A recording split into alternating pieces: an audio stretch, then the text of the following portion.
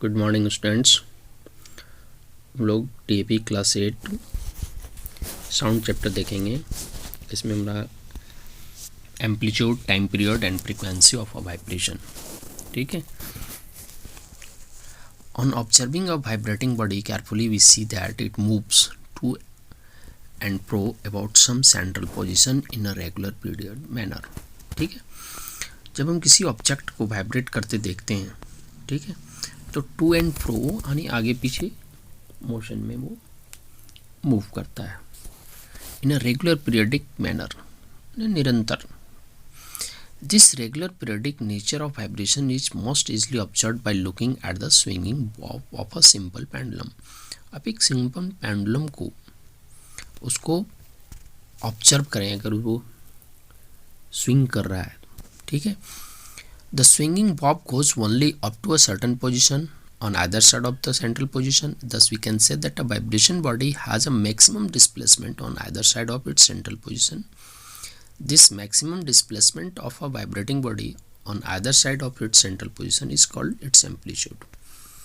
कोई ऑब्जेक्ट अगर जैसे आप स्विंग पे अब झूल रहे हो, ठीक है, तो जहाँ पर आप बैठ जाते हैं वहाँ से आपका जो आगे की ओर जिस पोजीशन पे चला जाता है, आगे की ओर जितनी ऊंचाई तक चला जाता है, वो आपका एम्पलीट्यूड कहलाता है। तो maximum displacement of a vibrating body यानी वाइब्रेट करने वाले कोई भी ऑब्जेक्ट है तो उसका किसी एक और सेंट्रल पोजीशन से, जहाँ आप मान लीजिए एक झूला है, झूले पर आप बैठे, ज़मीन के पास आपका लटका हुआ है, तो यहाँ पर आप जाके बैठ रहे हैं, वो आपका सेंट्रल पोजीशन है। वहाँ से अगर आपको पीछे खींच के ले आया जाता है जो मैक्सिमम हाइट तक, तो वो उसका एम्पलीट्यूड है। या आप मैक्सिमम हाइट तक जहाँ तक आप आगे जाते हैं वही आपका एम्पलीट्यूड है। ठीक है। It is also observe that the vibrating body completes its one cycle of to and fro motion in a fix time interval. ठीक है। क्या देखते हैं कि कोई ऑब्जेक्ट जो है वाइब्रेटिंग बॉडी है वो कंप्लीट करता है वन साइकिल, मीन्स एक चक्र पूरा करता है टू एंड प्रो मोशन का इन अ फिक्स टाइम इंटरवल, यानी एक नियमित फिक्स समय अंतराल में। This time interval is called its time period. जितना समय लगता है उसको एक साइकिल पूरा करने में, वही उसका टाइम पीरियड कहलाता है। ठीक है। A vibrating body completes a fixed number of cycles of vibration in 1 second. This number is known as its frequency. अगर वाइब्रेटिंग बॉडी एक सेकेंड में जितना बार वह वाइब्रेट करता है या जितना बार वह to and fro motion cycle पूरा करता है, जितना टाइम वो पूरा करता है, वही उसकी फ्रीक्वेंसी है। अगर कोई ऑब्जेक्ट एक सेकेंड में 10 बार अगर एक वो साइकिल पूरा कर ले रहा है, 10 साइकिल पूरा कर रहा है, तो उसकी वो फ्रीक्वेंसी है। ठीक है। The amplitude of a vibration can be measured in units of distance और लेंथ। एम्पलीट्यूड जो है वाइब्रेशन का उसको मेजर किया जाता है किसमें, डिस्टेंस और लेंथ में। Therefore its SI unit is metre, इसलिए इसका एसआई यूनिट क्या है, मीटर है। Likewise the time period of a vibrating body is measured in units of time, और टाइम पीरियड जो है उसका यूनिट क्या है, टाइम है। Therefore this SI unit of a second, इसलिए उसका SI यूनिट सेकेंड है। अब the SI unit of frequency is hertz, और फ्रीक्वेंसी का जो SI यूनिट है वो हर्ट्ज है। तो एम्पलीट्यूड का SI यूनिट मीटर हो गया, टाइम पीरियड का सेकेंड हो गया, और फ्रीक्वेंसी का हर्ट्ज हो गया। ठीक है। Frequency is equal to number of vibration completed at time taken, यानी जितना वाइब्रेशन वो कंप्लीट किया, मान लीजिए 5 वाइब्रेशन कंप्लीट किया 1 सेकंड में, तो 5/1 हो गया, तो फ्रीक्वेंसी क्या हो गया, 5 हो गया। तो एसआई यूनिट क्या हो गया, फ्रीक्वेंसी का हर्ट्ज। और नंबर ऑफ वाइब्रेशन अगर 1 कंप्लीट कर रहा है तो 1 लिख रहे हैं सेकेंड। ठीक है। यहाँ पर n is equal to 1/t कर सकते हैं, यानी 20 टाइम्स किया तो 20 हर्ट्ज हो जाएगा। यहाँ पर कितना हो जाएगा, 1 हर्ट्ज हो जाएगा इसका फ्रीक्वेंसी। ठीक है, क्योंकि यहाँ पर लिखा हुआ हर्ट्ज इज इक्वल टू 1/सेकेंड। देखिए, loudness and pitch of a sound. The amplitude of a sound determines it's loudness. Means कोई भी साउंड का जो लाउडनेस है वो डिटरमाइन कौन करता है, amplitude. More the amplitude of the vibration the louder is the sound produced. जितना एम्पलीट्यूड अधिक होगा साउंड उतना लाउडनेस होगा। It can be easily checked by using a drum. अब ड्रम से आप चेक कर सकते हैं, if you strike the drum lightly with its stick we get only a faint sound, बड़ा मोटा सा आवाज़ सुनते हैं। However if strike the stick with some extra force, उसमें एक्स्ट्रा फोर्स लगा कर we get a loud sound, ज़्यादा ऊंचा आवाज़ सुनेंगे। The frequency of a sound determines its shrillness, और फ्रीक्वेंसी जो है वो साउंड के उसके श्रिलनेस या फ्लैटनेस को शो करता है, डिटरमाइन करता है। The word pitch is use to describe the shrillness और फ्लैटनेस, और श्रिलनेस और फ्लैटनेस को उसको डिस्क्राइब करने के लिए पिच वर्ड यूज किया गया है, ठीक है। A higher pitch means high frequency means shrill sound, जब साउंड जो होगा श्रिल तभी होगा जब उसकी पिच क्या है, हाई है। हाई है मीन्स फ्रीक्वेंसी है, फ्रीक्वेंसी हाई हुई तो साउंड हाई पिच्ड होगा, फ्रीक्वेंसी लो होगी तो लो पिच्ड साउंड होगा। Do you no loudness of a sound depends on the square of the amplitude, loudness जो है वो डिपेंड करता है किसके, एम्पलीट्यूड के स्क्वायर पर of the vibration producing that sound, कोई साउंड जो वाइब्रेशन प्रोड्यूस कर रहा है। Its unit is the bel, उसका यूनिट क्या है, बेल है। We also often use the unit decibel, हम लोग प्राय डेसिबल यूनिट का भी यूज़ करते हैं, वेयर और डेसिबल मीन्स 1/10 बिल, ठीक है। तो डेसिबल 10 के लिए डेसी आ गया। The faintest sound which a human ear can detect is known as threshold of hearing, वह साउंड जिसके फैंटनेस को ह्यूमन ईयर डिटेक्ट कर सकता है उसको थ्रेशोल्ड ऑफ हियरिंग कहते हैं। The threshold of hearing is assigned a sound level of 0 decibel, जिसको 0 डेसिबल असाइन किया गया है। और loudness of sound from different sources लिखा हुआ है, नॉर्मल ब्रीदिंग जो आप सांस लेते हैं वो 10 डेसिबल का है, सॉफ्ट विस्पर जो है 30 डेसिबल का है, जो नॉर्मल हम लोग बातचीत करते हैं वो नॉर्मल कन्वर्सेशन 60 डेसिबल का है, एवरेज फैक्ट्री नॉइज 80 डेसिबल है, लार्ज ऑर्केस्ट्रा 98, एरोप्लेन का 150 डेसिबल है, ठीक है। We can easily demonstrate the effect of frequency on the pitch of a sound by taking a cycle, make the cycle stand on its support and rotate its back wheel very slowly. आप चक्के को धीरे से घुमाएं। Let a knitting needle touch the spoke of this rotating wheel. Rotating wheel में अगर हम knitting needle को लगा करके देखें, you will hear a flat low pitch sounds. अगर हम चक्के को पहिए को स्लोली घुमा रहे हैं तो लो पिच सुनेंगे। However, if the wheel is rotated fast, अगर व्हील को हम फास्ट मूव कराएंगे तो क्या होगा, the needle and the spokes produce a shrill high pitch sounds, यानी फ्रीक्वेंसी अधिक होगी, ठीक है।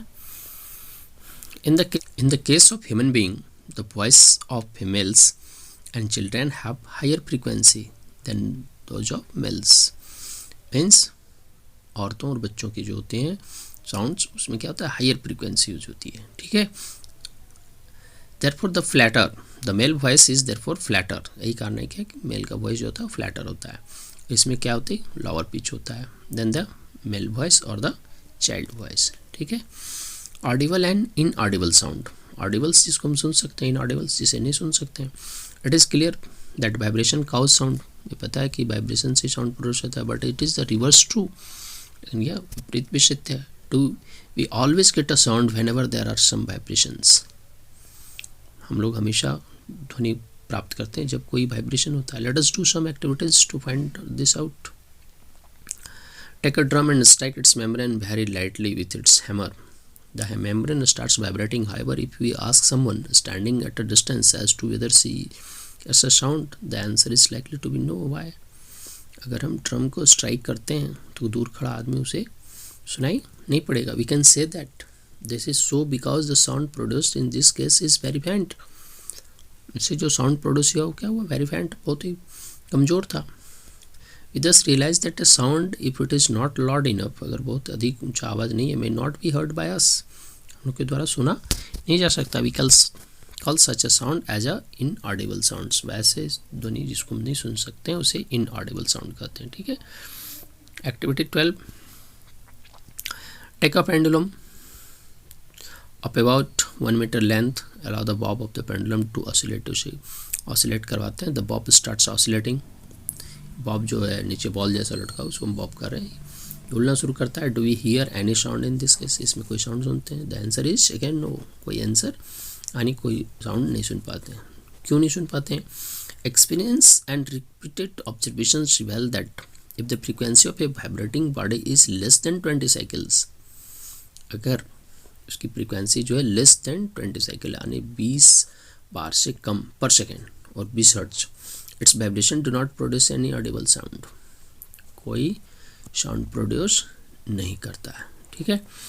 Thus vibration of frequency less than 20 cycle per second are again inaudible sound, तो इसे भी हम क्या कहेंगे, इनऑडिबल साउंड है। We also call them infrasonic sounds. तो 20 हर्ट्ज से लेस वाइब्रेशन वाले साउंड्स को क्या कहते हैं, इंफ्रासोनिक साउंड्स कहते हैं। It turns out that every high frequency vibration do not produce audible sounds. High frequency vibration जो है सो हमेशा साउंड प्रोड्यूस नहीं करते। These are vibration of frequency more than 20,000 hertz और 20 किलो हर्ट्ज। 20,000 हर्ट्ज का है या 20 किलो हर्ट्ज का है।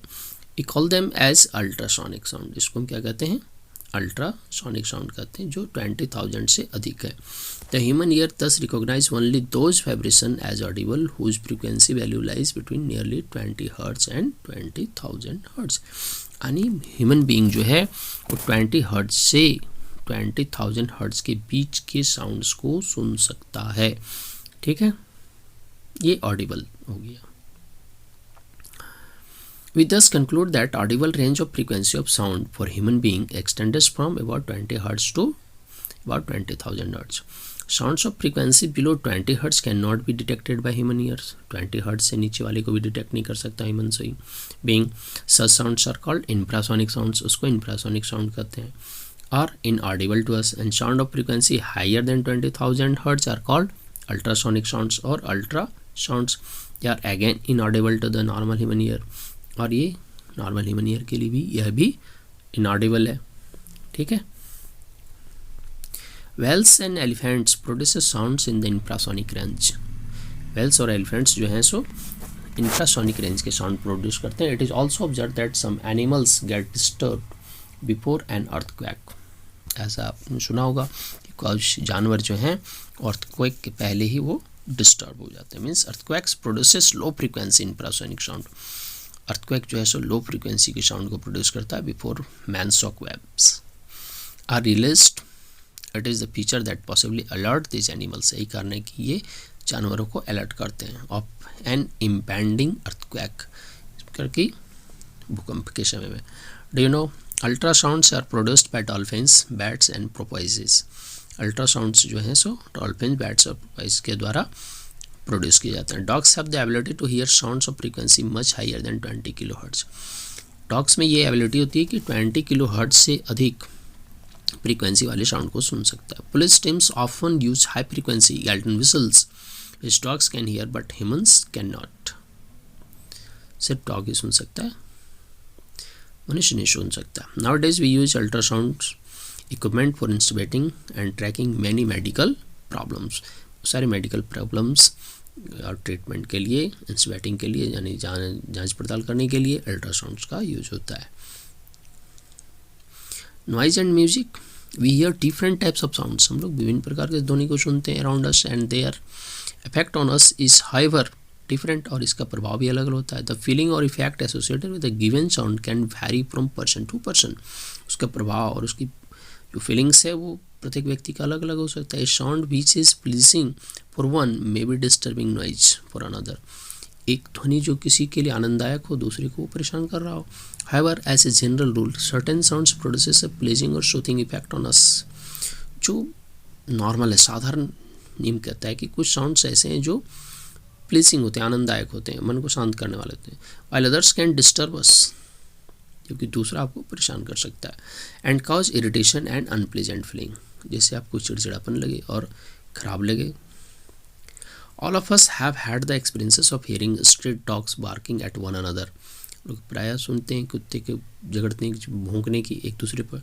ट्रक, बसेस एंड कार्स में honk their horns at the sight of traffic jam. Traffic jam के समय में ट्रक बसेस के हॉर्न को सुनते हैं। How do we feel on hearing this? ये सब सुनने के बाद हम लोग कैसा अनुभव करते हैं? It certainly is not a pleasant feeling. इसमें प्लेजेंट फीलिंग नहीं होता है। We call all such unpleasant sounds are noise. जो अनप्लेजेंट साउंड है उसी को तो नॉइज़ कहा जाता है। इस प्रकार के साउंड को हम क्या कहते हैं, नॉइज़ कहते हैं।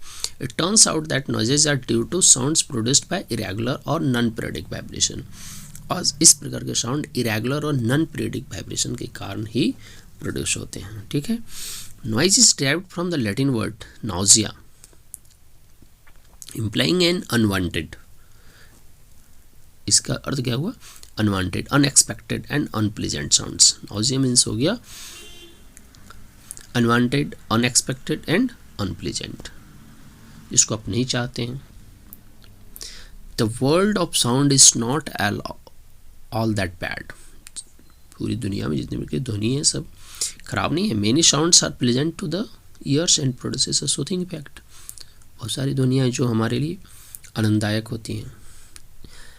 When we listen to the sound of Pandit Ravishankar playing his sitar, Ustad Bismillah Khan playing his shehnai, Shri Hari Prasad Chaurasia playing on his flute, और Lata Mangeshkar singing one of the person, we feel relaxed and happy। इन लोगों की ध्वनि जो music है सुन करके हम लोग relax feel करते हैं, खुश महसूस करते हैं। These sounds give us a pleasant and comfortable feeling। और यह साउंड हमें क्या देता है, आनंददायक देता है, आराम देता है, आराम महसूस करते हैं। We call all such pleasant sounds are musical sounds. ऐसे साउंड्स को हम लोग क्या कहते हैं, म्यूजिकल साउंड्स कहते हैं। म्यूजिकल साउंड्स और म्यूजिक इज दस a sound which produces a pleasing feeling.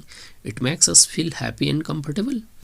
और ये प्लीजिंग साउंड जो है ये हमें क्या देता है, कंफर्टेबल करता है। It turns out that such sounds are produced by regular और पीरियडिक वाइब्रेशन।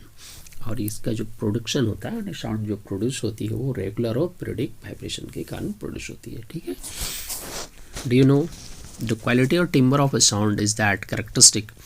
क्वालिटी और टिम्बर साउंड का एक गुण है which enable us to distinguish one sound from another, जिसमें एक दूसरे के साउंड में हम डिफ्रेंशिएट कर सकते हैं, अंतर बता सकते हैं।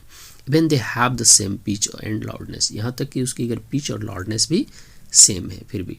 The sound which is more pleasant is said to be rich quality. जो साउंड प्लेजेंट है उसको हम क्या कहते हैं, रिच क्वालिटी है। Music is pleasant to hear, music जो है सुनने में आनंद देता है। इज ऑफ रिच क्वालिटी, इसका मतलब कि उसमें रिच क्वालिटी है। Noise is unpleasant and to hear, noise जो है सो अनप्लेजेंट है सुनने के लिए। Noise pollution, the disturbance produced in our environment by the presence of excessive और undesirable loud sounds of various kinds. जो डिस्टर्बेंस प्रोड्यूस किया जाता है इन्वायरमेंट में प्रेजेंस ऑफ एक्सेसिव और अनडिजायरेबल साउंड्स के कारण of various kinds and forms, विभिन्न प्रकार से, is refer to noise pollution. इसी को क्या कहा जाता है, नॉइज पॉल्यूशन कहा जाता है। Like other pollutants of air, water, noise to a large extent it also result of industrialisation and modern civilisation. Noise pollution का कारण क्या है, इंडस्ट्रियलाइजेशन, औद्योगिकरण, जो फैक्ट्रीज लग रही हैं जिसका परिणाम है। मॉडर्न सिविलाइजेशन, मॉडर्न टाइम में भी लोग विभिन्न प्रकार के साउंड प्रोड्यूसिंग ऑब्जेक्ट का यूज़ करते हैं। And the problem of noise pollution is not that bad in small towns. सिर्फ छोटे शहरों में नहीं एंड विलेजेस में नहीं। However persons residing in villages और towns located along a national highways और close to railway tracks or industries very often may also have to bear the brunt of excessive noises। इन जगहों पर वाले लोग बहुत ज़्यादा नॉइज़ का सामना करते हैं। सोर्सेस ऑफ नॉइज़ पॉल्यूशंस, इसको पढ़ सकते हैं, कुछ से देख सकते हैं। नॉइज़ पॉल्यूशन जो है प्रोड्यूस किया जाता है बहुत पीपल और मशीन के द्वारा भी। Use of various types of appliances, gadgets जो आप यूज़ करते हैं, mixer, grinder, vacuum cleaner, lawn mower, television sets, music system. Second है street noise, traffic noise, public transport, playground, shopping malls, market places, loud speaker, social functions and so on. इन सारे से noise pollution होता है। Small factories, large manufacturing units, construction equipments often use unpleasant sounds. इन सारी चीज़ों से भी अनप्लेजेंट साउंड्स प्रोड्यूस होते हैं। Quite high loudness and level, this is because they often use a large number of machines। इसमें बहुत सारे machines लगे थे। There are also lots of other sources of noise pollution that should not be ignored। Noise coming from dripping taps, ticking of clocks and coolers may disturb and irritate us। कुछ ऐसे भी noise pollutions हैं जो हमें should not be ignored, उसको भी आप ignore नहीं कर सकते। ड्रिपिंग टैप्स, नल खुला उससे बूंद बूंद गिर रहा है, उससे भी इरिटेट होता है। टिकिंग ऑफ क्लॉक्स, घड़ी की टिकटिकाहट, ठीक है, कूलर से भी। Effects of noise pollution on health. It has now been well established that presence of excessive noise in the surrounding can cause many health related problems. Excessive noise pollution से health related problem होते हैं. The ill effect of noise are many. It may affect the physiology as well as psychology of the affected people. कोई अगर affected people है उसकी physiology, उनके शारीरिक या उनके psychology पर इफेक्ट करता है. We listed below some of the effects that noise pollution can cause on human health through its continuous effect. लगातार इसका अगर इफेक्ट पड़ता रहा तो, साउंड नॉइज पॉल्यूशन होता रहा तो, over large period of months and or years. The most immediate effect is deterioration of mental health. मानसिक स्वास्थ्य खराब होगा, ठीक है. The affected person may become jumpy and हरेज फ्रस्ट्रेशन, वो बहुत ज़्यादा फ्रस्ट्रेट लेवल में इंक्रीज, फ्रस्ट्रेट लेवल भी इंक्रीज कर जाएगा. It may also result in lack of concentration of mind, mind का कंसंट्रेशन नहीं होगा.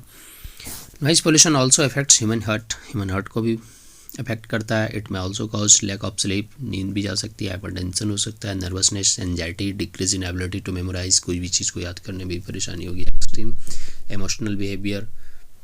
नॉइज पोल्यूशन में लीड टू हियरिंग इम्पेयरमेंट, यहाँ तक कि नॉइज पॉल्यूशन से लोगों को सुनने की भी क्षमता आ सकती है, यानी श्रवण बाध्यता आ सकती है. On short term basis noise pollution can cause temporary deafness, temporary deafness आ सकता है. तो नॉइज पॉल्यूशन कंटिन्यूज, अगर वो नॉइज पॉल्यूशन कंटिन्यू रहता है, लंबे समय तक रहता है, तो उसमें परमानेंट डैमेज हो सकता है उनके ईयर का. Measure to limit noise pollution, noise pollution को कंट्रोल करने के लिए हम क्या कर सकते हैं. In this age with technology advancement it is very difficult to completely eliminate all noise. However we must do our best to reduce the intensity of noise and thus help to minimise its harmful effects. इसको पूरी तरह से तो हम कम नहीं कर सकते, लेकिन फिर भी उसको कम करने का कुछ उपाय कर सकते हैं. पूरी तरह से हम ख़त्म नहीं कर सकते. For this silencing devices need to installed in aircraft engine. Aircraft engine में साइलेंसिंग डिवाइसेस लगा देने चाहिए, ट्रांसपोर्ट व्हीकल्स में, इंडस्ट्रियल मशीनरीज में एंड होम एप्लायंसेस में. Also need to restrict the use of loudspeaker, loudspeaker का restriction होना चाहिए, नहीं बजाना चाहिए. एम्पलीफायर्स पब्लिक प्लेसेस में. Different industrial units must set up far away from the residential areas, residential area से दूर इंडस्ट्रीज लगाने चाहिए. Plantation of trees along road sides also help in observing sound.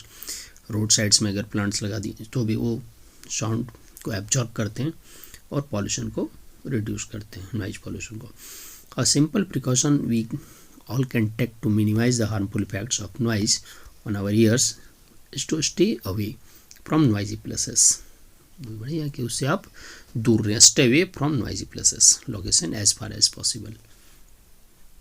Hearing impairment, जिसको श्रवण बाध्यता में जो कान से अच्छी तरह से नहीं सुन सकते. टोटल हियरिंग इम्पेयरमेंट या rare defect may be there from birth itself, ये जन्म से भी हो सकता है. Partial disability is generally the result of disease, injury और एज. और पार्शियल जो डिसेबिलिटी है हियरिंग की, वो या तो रोग के किसी बीमारी के कारण हो जाए, या इंजरी के कारण हो जाए, या उम्र के कारण हो जाए. By learning science languages such persons can still communicate effectively. इस प्रकार के लैंग्वेज को आप जो नीचे फिगर में देख रहे हैं ABC को जिस तरह डिनोट किया गया है, आप समझ सकते हैं और कम्युनिकेट कर सकते हैं. Technology devices for the hearing impaired में मेड इट पॉसिबल. टेक्नोलॉजी जो डिवाइसेस तैयार किए हैं इसके द्वारा लोग सुन सकते हैं. have made it possible for such person to improve their quality of life, अपने लाइफ की क्वालिटी को इम्प्रूव करने के लिए. ठीक है.